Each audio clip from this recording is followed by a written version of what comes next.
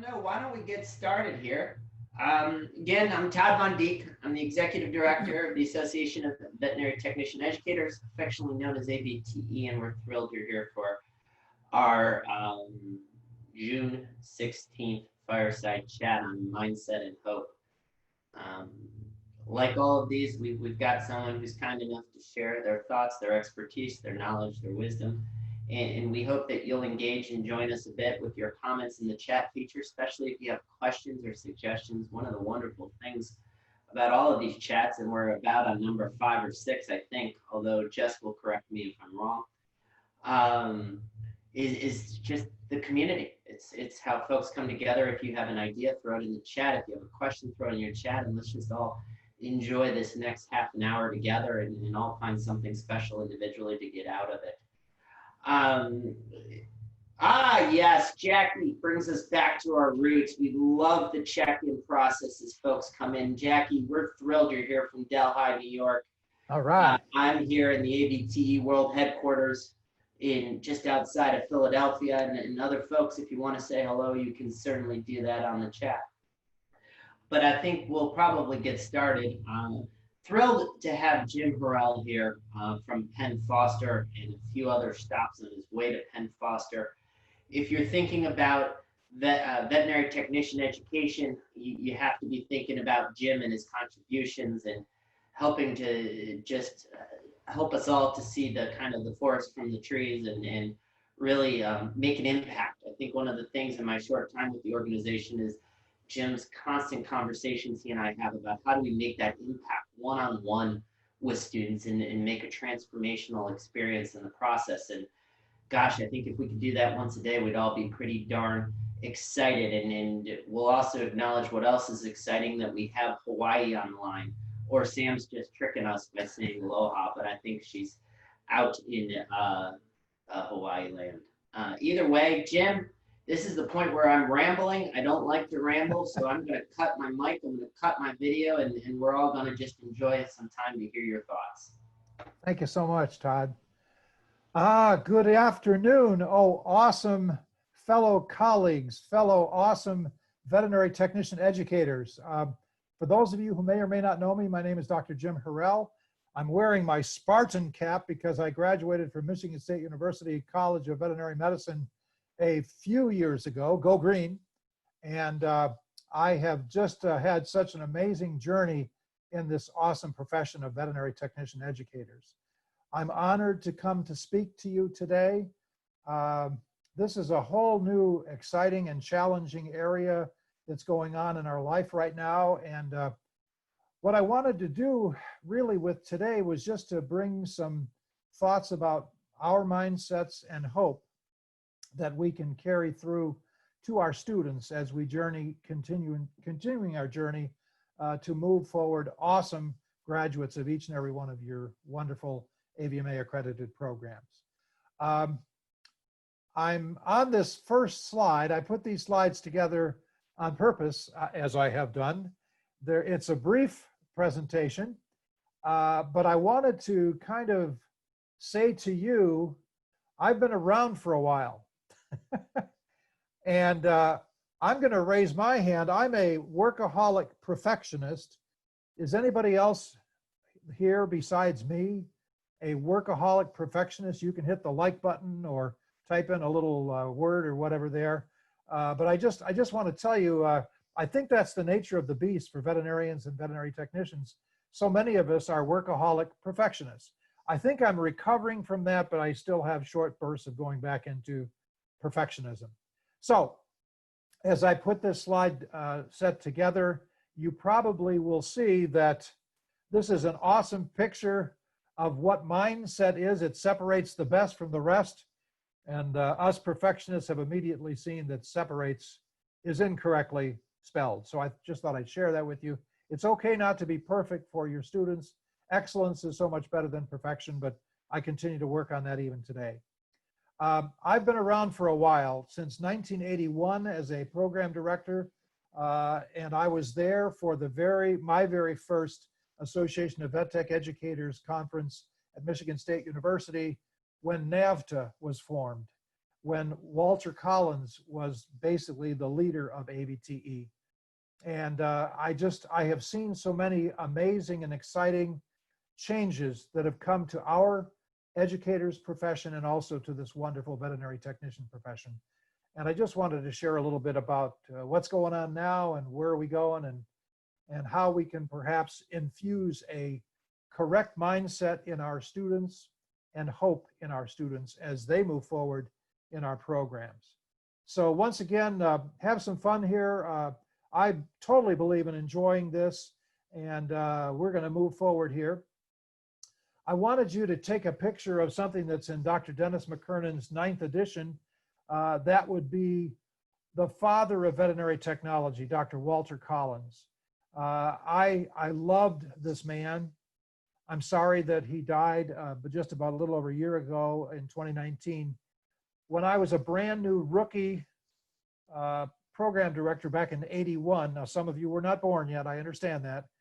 He took me kind of under his wing, so to speak, and he encouraged me and mentored me and helped me to become a great program director. And do you have someone who has mentored you? I back in the day in '81, there were maybe 30 or 35 programs. And when we had AVTE, there were about 40 people there. And today, of course, we have over 200 AVMA accredited programs. We also have literally, I think, what do we have in New Orleans? I think 400 plus members came to visit us in our conference in New Orleans. And I want to really encourage you all, oh my goodness, the online conference that we're going to be having, the virtual conference over 3 days for merely the price of $200 with no cost of transportation, hotel, or food. You can do right from your home. I want to really encourage you all to register for that.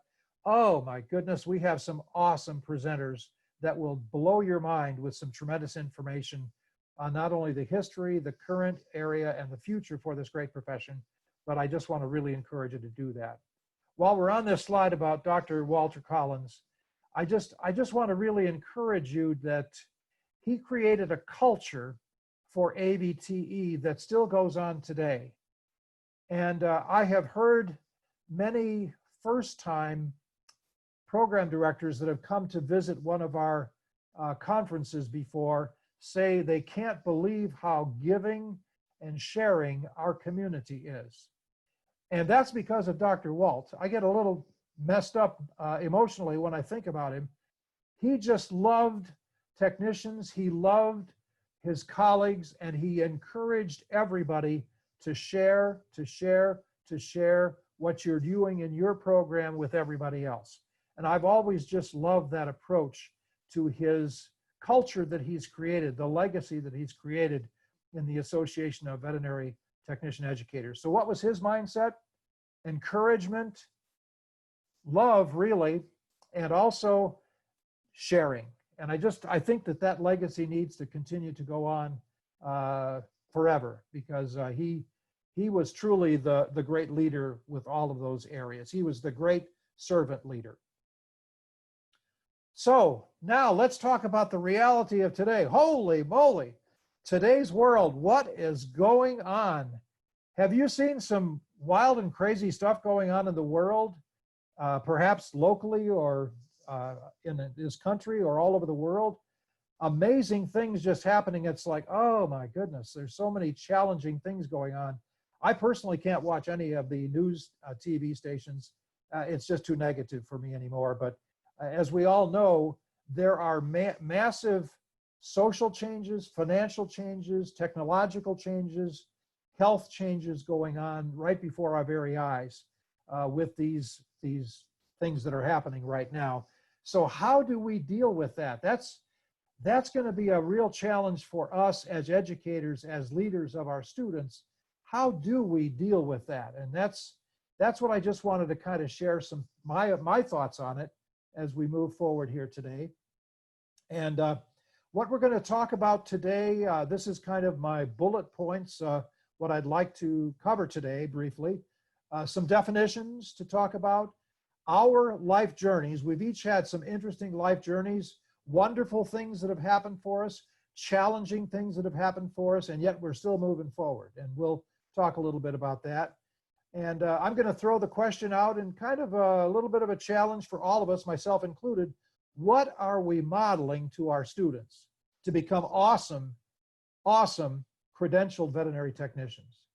And finally, how are we moving forward with all the things going on now? And what do we need to do as we move forward all together as a community, as a tribe, if you will, of educators to make this an even greater profession in the future? So let me just kind of get started here, and let's do some definitions first. I'm a SIB-KISS kind of a guy. See it big, keep it simple.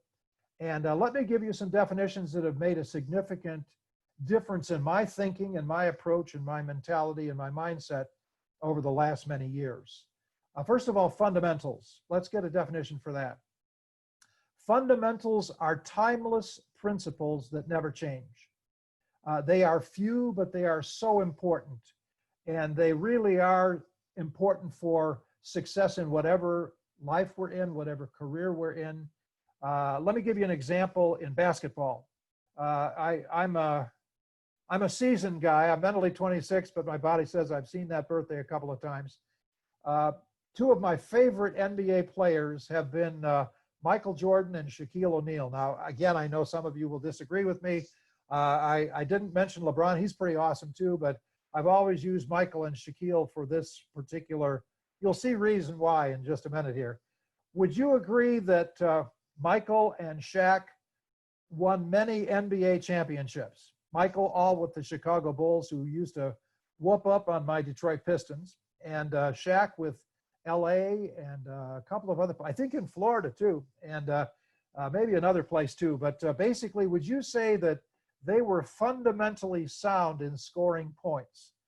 Shaq, not so much at the free throw line, but any of you that have watched either Michael or Shaq, weren't they the go-to guys to make the big scores when necessary? So they were fundamentally sound in scoring. Now, let's take an example of a fundamental in veterinary technology. How about the fundamental of asepsis? Would you agree that cannot be violated? People have to be fundamentally sound. Graduate technicians of our programs have to be fundamentally sound in asepsis, or we've got some problems in the surgical suite, right? So let's get to the next definition. Fundamentals are those timeless principles that never change. Let's talk about techniques. Techniques are an individual's application of the fundamentals, their style. Would you agree that Michael and Shaq scored in different ways? Michael scored with finesse and speed and his tongue hanging out. I don't know if you ever want to go to YouTube and see any of Michael Jordan's awesome winning baskets that he scores. He always has his tongue out. That was his style, okay? Shaq, his style was get the ball at the top of the key, run over 3 people and slam it in the hole, okay? So that was his style. Different techniques, both fundamentally sound in scoring. Same thing with asepsis. Would you agree in teaching asepsis that there are so many different ways to do the surgical technique called total sterility for the surgical suite? So as you can see, the fundamental is important. That's asepsis, and there's lots of different styles or techniques to teach that. And finally, success. I'll just give you a definition I heard years ago that makes sense to me. Success is the progressive realization of a worthwhile dream, and it's a journey, it's an attitude, and it's a decision, is what I've heard before, and that just makes a lot of sense here. So let's just talk about the dream. And I think that's so important in today's world right now with all of the negativity going on. I love these quotes from 2 of my favorite authors. Thoreau is my all-time American favorite author. If one advances confidently in the direction of his dreams and endeavors to live the life for which he was imagined, he will meet with a success unexpected in common hours. And Sandberg, nothing happens unless first a dream. And I think that's so vital that you see those first semester students the first day of class, they are jacked up. They are fired up to become a veterinary technician, even though some of them don't even know what that is, okay? So how do we keep that dream alive? We as educators need to continue to learn how to inspire and lead by example, hopefully, to encourage and also set a high standard for them to learn all of the wonderful things they need to learn to become an awesome credentialed veterinary technician. So that's the dream. And success is truly a journey. It's not a destination. No one arrives when they graduate. They just set some new goals for the new journey they're going on. Have any of you ever had storms in your life? And again, I want to share a couple of things. I wrote notes so I wouldn't forget to share some things. These are challenging times we live in right now. But having the right mindset for our students is critical to their journey in life. I don't know if you ever thought about this before, but we as educators will impact our students' lives forever. Wow. Let's talk about mindset, okay, and the attitude here. Have you had some storms in your life? We obviously have some storms going on in the world right now and in America, and many of you in your colleges where you're teaching. And it's just been a challenge going on. So I just wanted to share with you that if you haven't had any storms in your life yet, consider yourself fortunate and don't talk to me because I've had a ton of them, okay? And basically, I just thought I'd share a couple of the storms in my life that I've had, and you've all had. I want to hear your story. I hope that some of you will want to step up and share some things in these Tuesday afternoon fireside chats with no fire because it's summer and it's daytime. But I would love to hear your story and hear your thoughts and hear your passion for this great profession. But let me just share a couple of things that have happened on my journey in life as I chase my career dreams and life dreams. When I graduated from Michigan State, I was so excited. And the first practice I went to work for, I think he was either Hitler or Attila the Hun. I worked there 6 months. My first daughter was born the end of November. And then the first week in December, I was fired or did I quit? It all happened the same day. Oh my goodness, it was horrible. I thought I was a loser as a veterinarian, but I went to go ahead and set up my own practice anyway. So I had a successful practice, and that person who fired me 2 or 3 years later called and apologized and said, wow, I never thought you could build a practice, but you did. That was one of my devastating challenges in my life, but it made me move forward in a direction that I probably may not have gone so quickly. I also, when I graduated from vet school, a significant recession had hit America. And right after getting fired, I had no money. I never took welfare a dime, but I had no money. I just had to go out there and make it happen, okay? So the reason I gave you this other picture for a storm, that's Hurricane Katrina. I don't know if any of you know my total story. I've been the director, the program director for 3 different great programs, one at Macomb Community College in Michigan, one at Delgado Community College in New Orleans, and one with Penn Foster since 2012. When I first went down to Louisiana to start the program at Delgado Community College, our first day of class with 20 bright, brand new students was 4 days before Hurricane Katrina. That is a picture of Hurricane Katrina coming into New Orleans. We evacuated 2 hours west to Lafayette, Louisiana, home of Cajun country, and that storm just destroyed everything. And I lost my students for 8 days. It pushed me into learning technology to teach with, and we found them, and I started to learn how to use Blackboard, discussion boards for the first time. Freaked me out. I was on a crazy journey that many of you are on a crazy journey right now, and I totally understand where you're coming from. But yet, those students still graduated on time. 20 started, 12 came back, 7 graduated. And I'm so proud of that very first class, Delgado class of 2007. Some of you may or may not know this, but in 2015, I was diagnosed with a severe case of prostate cancer. And I went to MD Anderson, and they did the surgery to save my life. I am in remission now. I occasionally have to take this drug called Lupron, which I just got off of 2 injections of that, and I still have hot flashes, but hot flashes are better than no cancer. So I am cancer-free right now. But have you had any challenges in your life?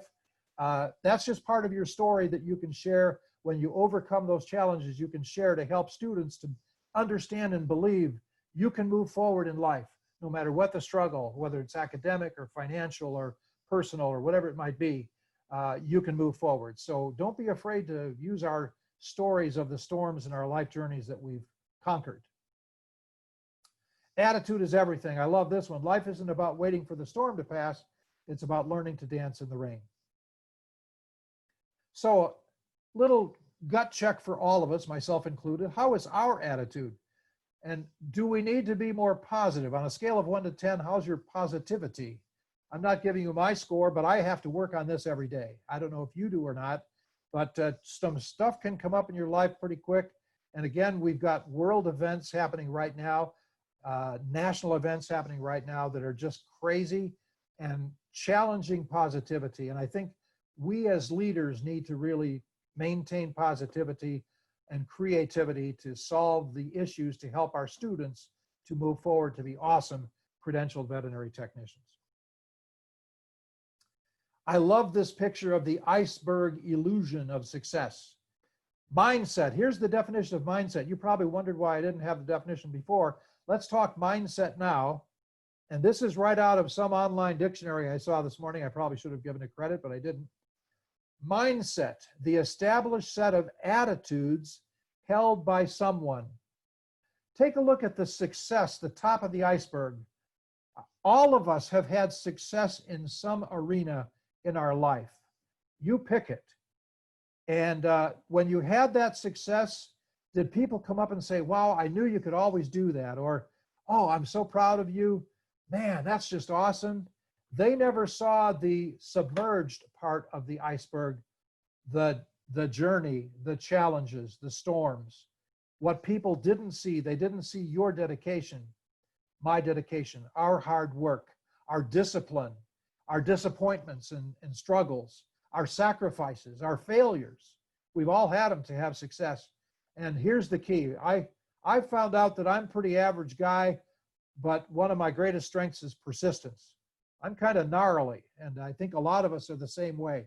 So when somebody says, hey, great job, you got your PhD, how many know that that was not like I sent in my money and I got a degree? You paid the price for that, okay?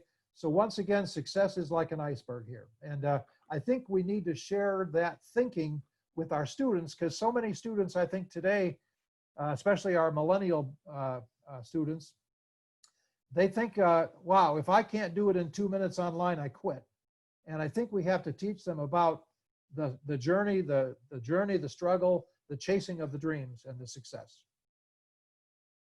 So another little challenging question for all of us, myself included. What are we modeling to our students? And here's kind of a quote I heard years ago that I could talk a good talk when I was younger, and sometimes even now, but am I walking the walk? Okay, your actions speak so loud I cannot hear what you are saying. So I want to really encourage each and every one of you educators and challenge you at the same time. Walk the walk so you can talk the talk to our students, okay, to your students. Now let's get a definition for hope. Same dictionary online, should have given it credit, didn't. A feeling of expectation for a certain thing to happen. Those first semester students at orientation or the first day of class, are they jacked up or what? Do they have an expectation for graduation? They don't have a clue how hard they're going to work through your awesome high standard educational and clinical programs, right?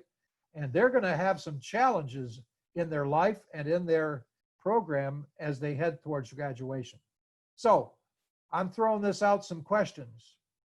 Are we teaching our students success attitudes to win in the program, in their career, and also in life?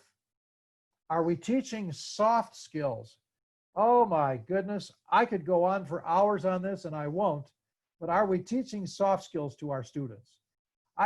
I think those are more important than the clinical skills, the academic skills, because you can have the smartest, most brilliant technician in the world come to work on your team, but if they're a pain in the butt to work with, they're not going to help the team at all, okay? And finally, are we teaching leadership? And I am so excited, I'm doing a little promo here. we have the amazing Garnetta Santiago teaching leadership to be taught to students on the very first day of our virtual online conference coming up August the 7th. So man, oh man, just to hear Garnetta speak of soft skills and leadership, she's gonna rock your world. And I just really encourage you all to register to come and hear so many speakers. That's just one I'm promoting right now, but there's a ton of them on all 3 days that are going to be awesome. So are we leadership modeling to our students? And I love these pictures. I'm an Eagle guy, not a Philadelphia Eagle, but I like the Eagles. They're okay. But leadership, a leader is one who knows the way, goes the way, and shows the way.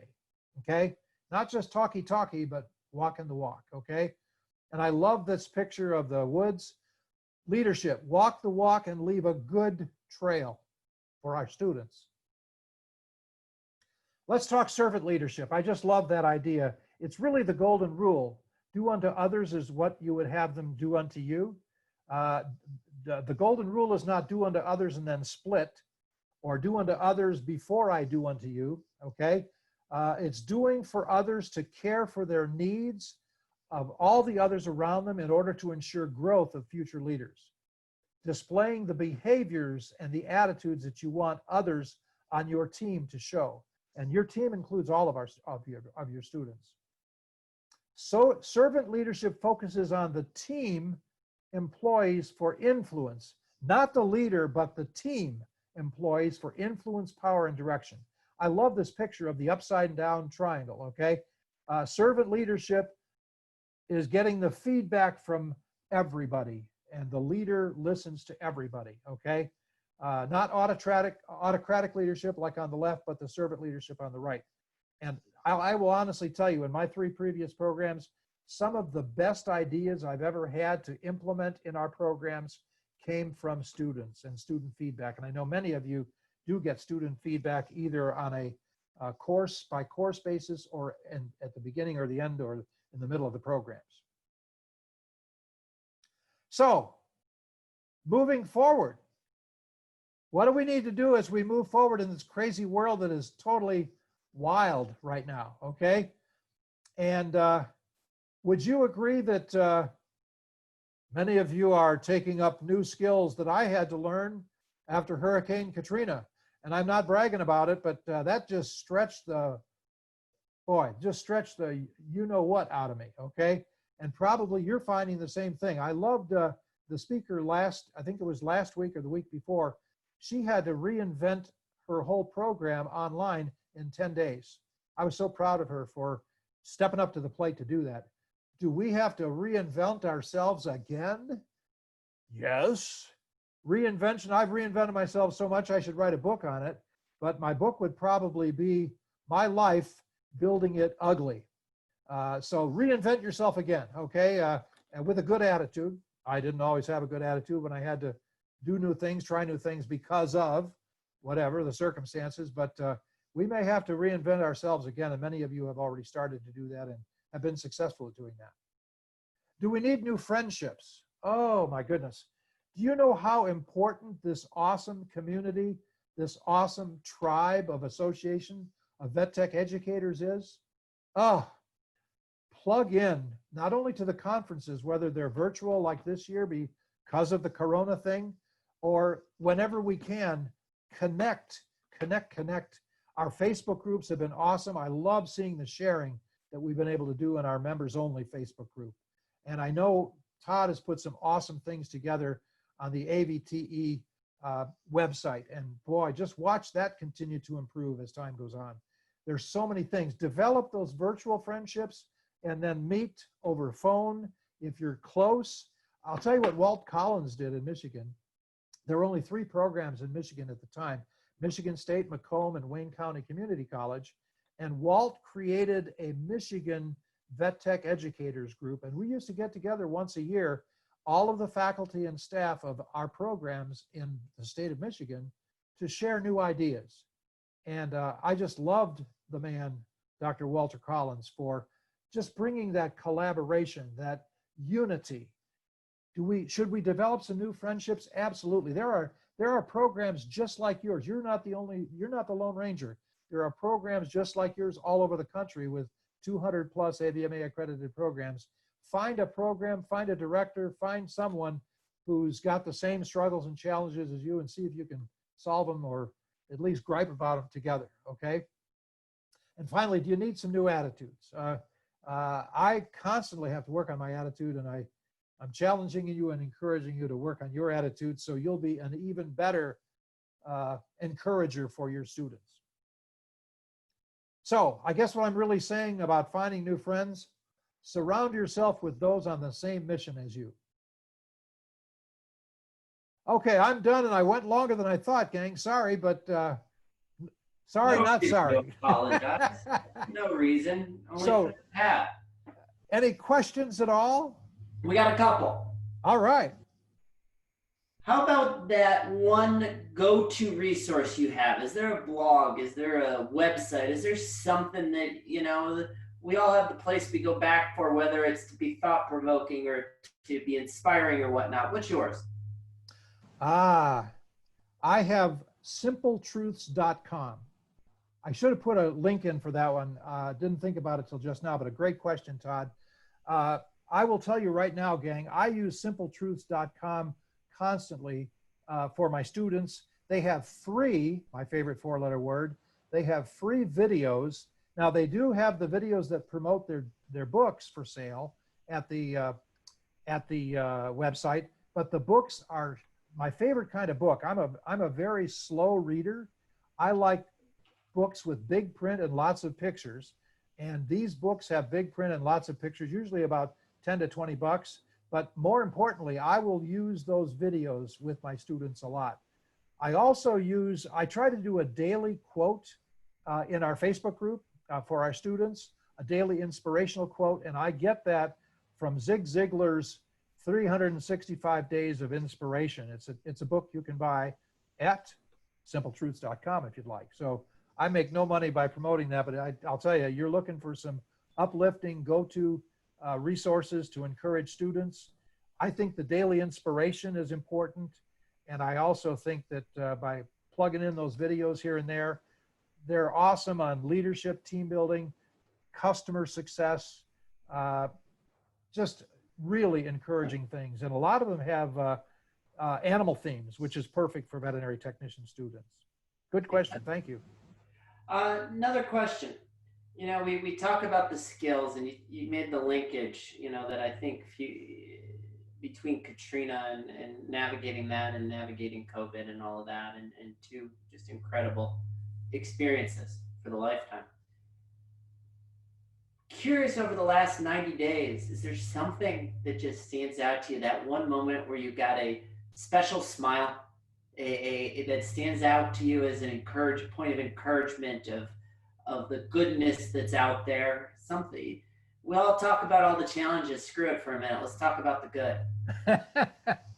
Oh, absolutely. One of them is coming into the AVTE Facebook group to see the amazing things you all are doing to make your program work in spite of COVID, in spite of administrators who cut off whatever for you guys or expected you guys to do new things you've never done before, to see your creative energy that you're putting together to put together a successful continued journey for your students.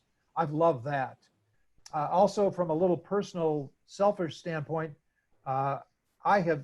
we've kind of developed a theme at Penn Foster with our graduates. It's called #1and_done. And it's for the VT&E people that take the VetTech National Exam. And my heart just swells whenever I see some of our graduates post up their picture of their result that day at the test, one and done. And just fires me up to see that. We've had a few, even in this extended weird 2-month period of national exam taking that was extended from 30 days. So those are, again, my fellow colleagues always inspire me. I love getting together to network with them whenever we have our conferences. and to see the things that you all are doing creatively to make it work in your institution. I think it's awesome. So that would be some really wonderful positivities in this crazy COVID time. Two other quick questions. Is there something that VetTech Education has started to do in the midst of COVID that you think what's the thing we're doing that will hold true and carry through to the new normal and beyond? As a low-tech man in a high-tech world, the reality is what will carry through is new technology. Sure. And I guess we all just need to roll with it. I'm really blessed. My partner in crime at Penn Foster, Megan Leonard, I'm director emeritus, which means I'm the old guy that teaches anatomy and soft skills. Megan is our operational director. She does an awesome job. She's a millennial, and we make a great team. And she keeps me out of the new dangerous waters of new technology. She mentors me well. So I think we just all have to stay with it. That the reality is technology is here. Students expect it. And if you're a little more seasoned like myself, realize it's happening, and we just need to grow and change with that, even though we probably don't want to, and I'm talking about myself. One last question. If I could toss through the Zoom camera a Genies Lamp, what's your one wish for this educational pursuit that everyone is involved in together? Oh, my goodness. My dream is to live long enough to see a national credential for veterinary technicians or veterinary nurses. I don't care what we call ourselves. Let's get the national credential. Let's get the respect built. Let's build the respect and leadership in our students that go out and learn how to negotiate with their with their veterinarians for better pay, better respect, better utilization. Oh my goodness. I would love to see the national credential. I know it almost seems like we have a civil war going on in veterinary medicine, veterinary technology right now as to what's the best name. Most important, let's get the national credential.